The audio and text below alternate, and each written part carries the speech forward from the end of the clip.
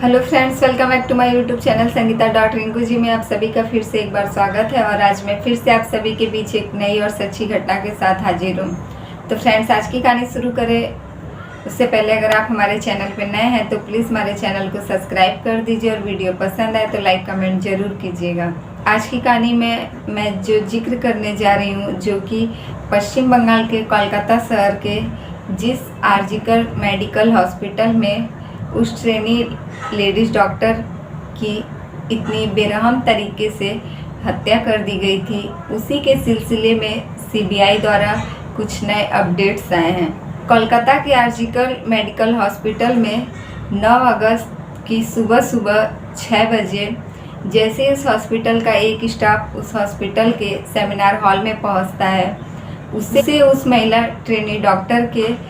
शरीर को अचेत अवस्था में देखकर हॉस्पिटल के सभी स्टाफ को इस बात की सूचना देता है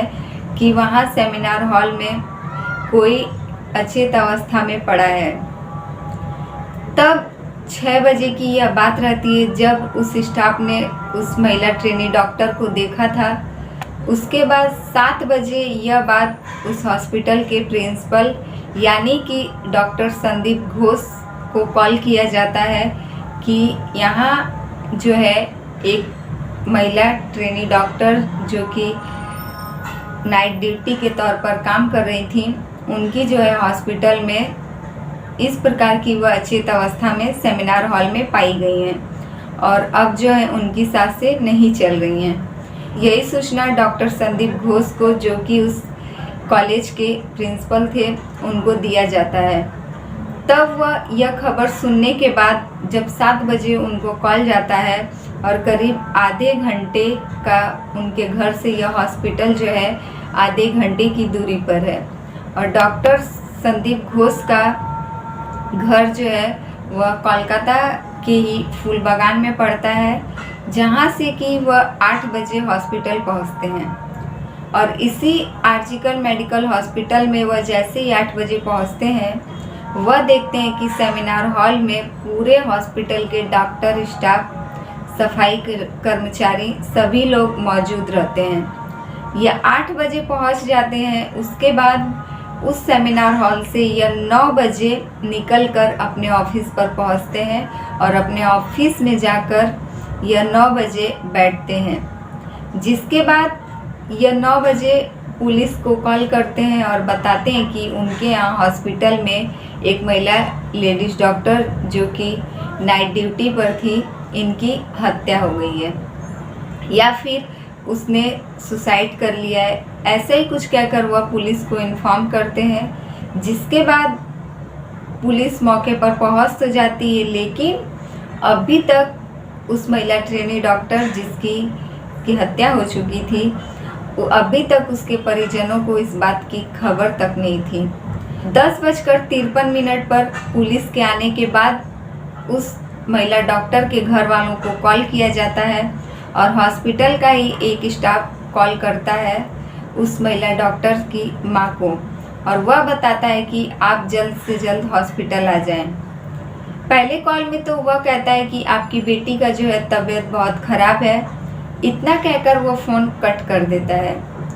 फिर उसकी माँ जो है उधर से घबरा कर दोबारा उस नंबर पर कॉल करती है जिस पर कि उन्हें हॉस्पिटल से कॉल आया था। उसी नंबर पर जब वो रिटर्न कॉल करती हैं तो फिर एक आदमी उस कॉल को रिसीव करता है और वह कहता है कि आपकी बेटी का तबीयत काफ़ी ख़राब है और आप जल्द से जल्द हॉस्पिटल आ जाएं। उसके बाद फ़ोन कट हो जाता है।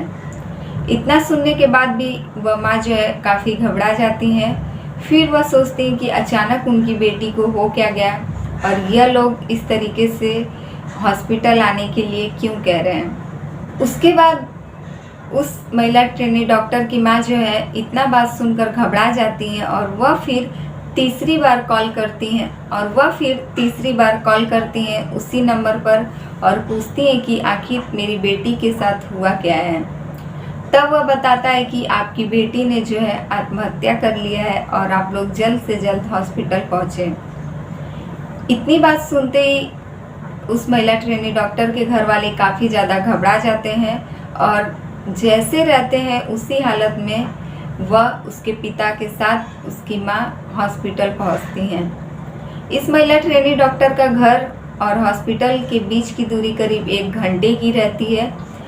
तब उसकी माँ जो है 12 बजे हॉस्पिटल, उस आर्जिकल मेडिकल हॉस्पिटल में पहुंचते हैं। 12 बजे हॉस्पिटल आने के बाद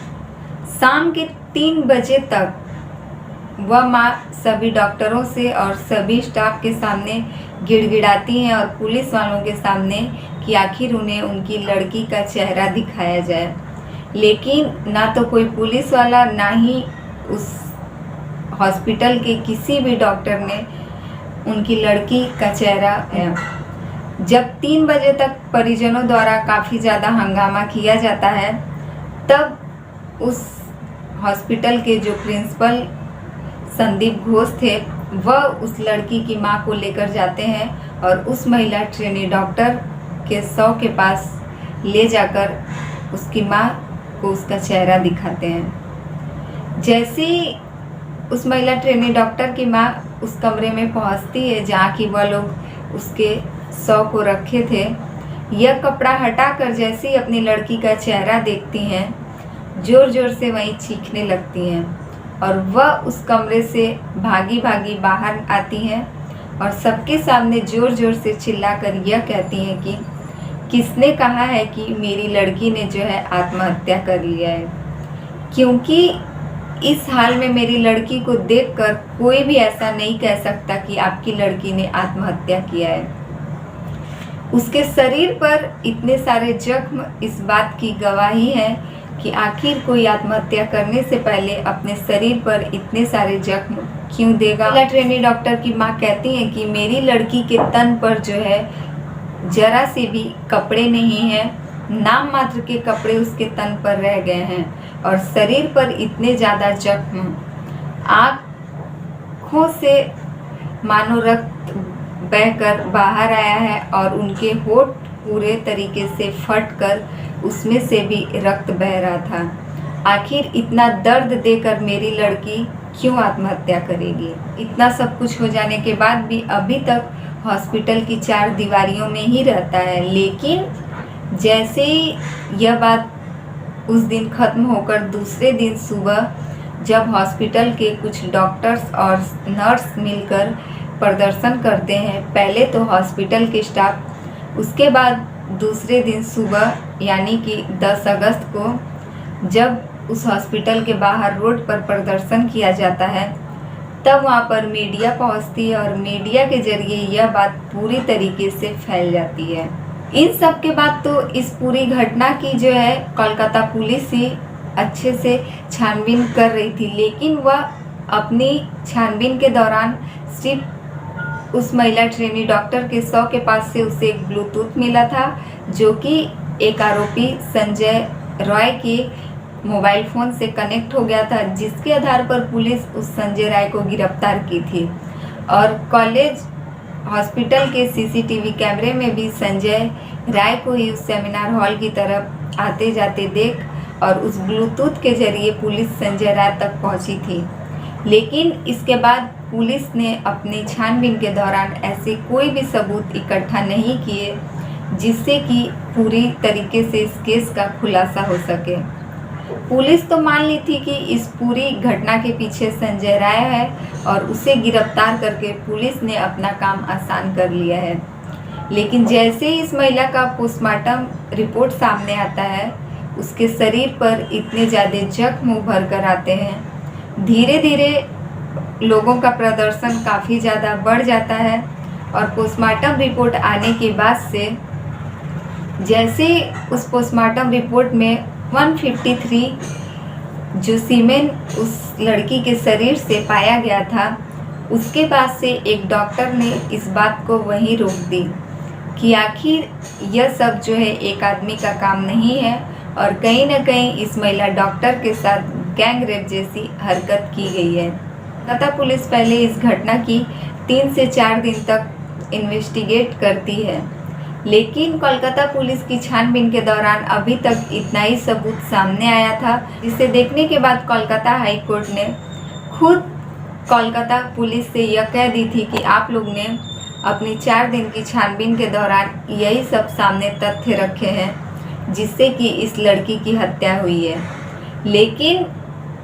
आप लोगों के पोस्टमार्टम रिपोर्ट में यह बात सामने आई है कि इस लड़की की अस्वाभाविक मौत हुई है। तो फिर इतने सारे जख्म और आप लोग कह रहे हैं कि स्वाभाविक मौत, तो आप लोग किस प्रकार इस पूरी घटना की छानबीन कर रहे हैं? उसके बाद हाई कोर्ट ने दूसरे सवाल यह भी खड़े किए थे कि जब अस्वाभाविक मौत हुई है और जब इस लड़की ने आत्महत्या किया तो उसके बाद इस केस में जो कि उस मेडिकल हॉस्पिटल के प्रिंसिपल ने भी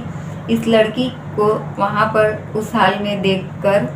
जब उसे मृत घोषित कर दिया गया था, तो आखिर उन्हें यह सोचना चाहिए कि जब इतनी बड़ी घटना उनके हॉस्पिटल में हो गई है तो फिर उस महिला ट्रेनी डॉक्टर की पोस्टमार्टम के लिए वह लोग अब किसी और सरकारी हॉस्पिटल क्यों नहीं रेफ़र किए,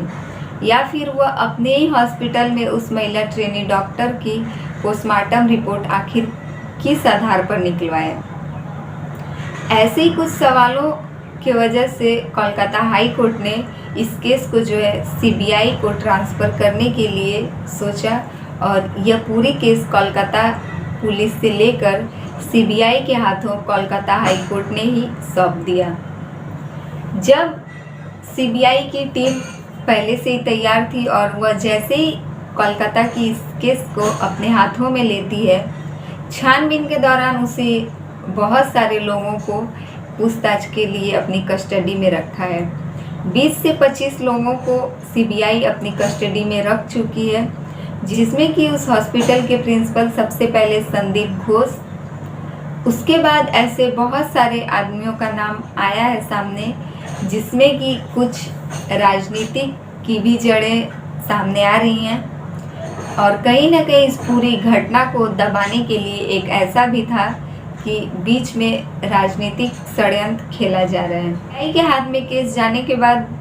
कोलकाता पुलिस तो चैन की सांस लेना शुरू कर देती है, लेकिन अभी भी इन लोगों की रात की नींद जो है थोड़ी बहुत उड़ी थी, क्योंकि इन लोगों की रात की नींद उड़ने का कारण यह भी था कि इन लोगों ने जो इस महिला ट्रेनी डॉक्टर की पोस्टमार्टम के बाद शव आया था, यह लोग उनके परिजनों, इन लोगों का कहना है कि परिजनों की राय और सलाह मशवरा करने के बाद ही उस महिला ट्रेनी डॉक्टर के शव को अंतिम संस्कार के लिए ले जाया गया था और अपनी कस्टडी के तहत सबसे पहले उस महिला ट्रेनी डॉक्टर का अंतिम संस्कार करवाया गया था। लेकिन उस महिला ट्रेनी डॉक्टर के परिजनों का यह सवाल है कि राय सलाह मशवरा करने की बहुत सारे तरीके भी होते हैं। उन लोगों ने कहा था कि यह नहीं कि जल्दी करवाना है, उन लोगों का बात यहाँ पर यह था कि सबसे पहले और सबसे जल्दी अंतिम संस्कार करना जरूरी है। इसी बात को मीडिया के सामने लेकर आए हैं उस महिला ट्रेनी डॉक्टर के माता पिता कि आखिर कोलकाता पुलिस ने इस तरीके से उनकी लड़की का अंतिम संस्कार जो है क्यों करवाया। उन लोगों ने किसी भी बात का इशू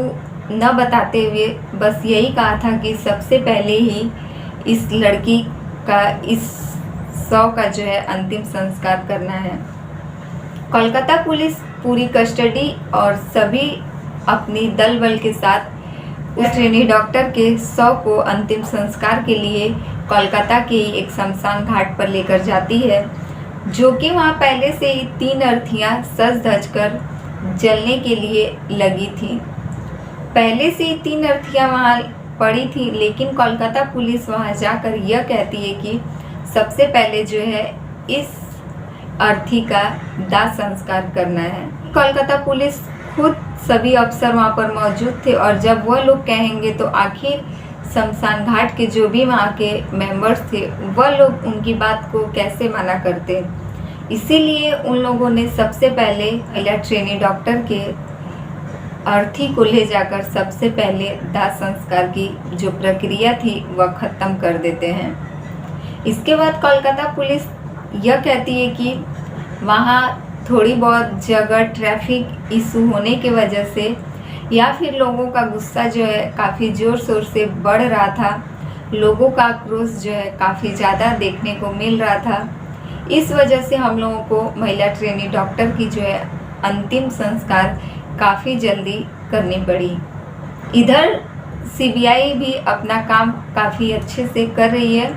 और 20-25 लोगों को अपनी हिरासत में लेकर सबसे पूछताछ अपनी आगे की जारी की है, जिसमें से अभी पीछे का कुछ इस हॉस्पिटल मेडिकल कॉलेज का इतिहास जो है सभी के सामने सीबीआई द्वारा आया है, जिसमें से कि पता चल रहा है कि 2003 में सौमित्र नाम के एक लड़के के साथ भी, जो कि इसी मेडिकल कॉलेज का स्टाफ था, उसके साथ भी ऐसा ही कुछ घटना हुआ था 2003 में, जिसमें से कि सेक्स, ड्रग्स और ऐसे ही बहुत सारे रैकेट्स का मामला जो है सामने आया था कि इन सब की वजह से इस सौमित्र की जो है हत्या कर दी गई थी। कोलकाता का आरजिकल मेडिकल हॉस्पिटल कॉलेज दोनों रहा है। इसका पुराना इतिहास सीबीआई के सामने बहुत ही गलत अवस्था में आ रहा है, क्योंकि सीबीआई अपनी छानबीन में यह देखना चाहती है कि आखिर ऐसा कैसा केस था जिसमें कि आज तक किसी भी तथ्य तक ना ही पुलिस और ना ही सीबीआई पहुंच पाई है। आखिर उसकी वजह क्या है?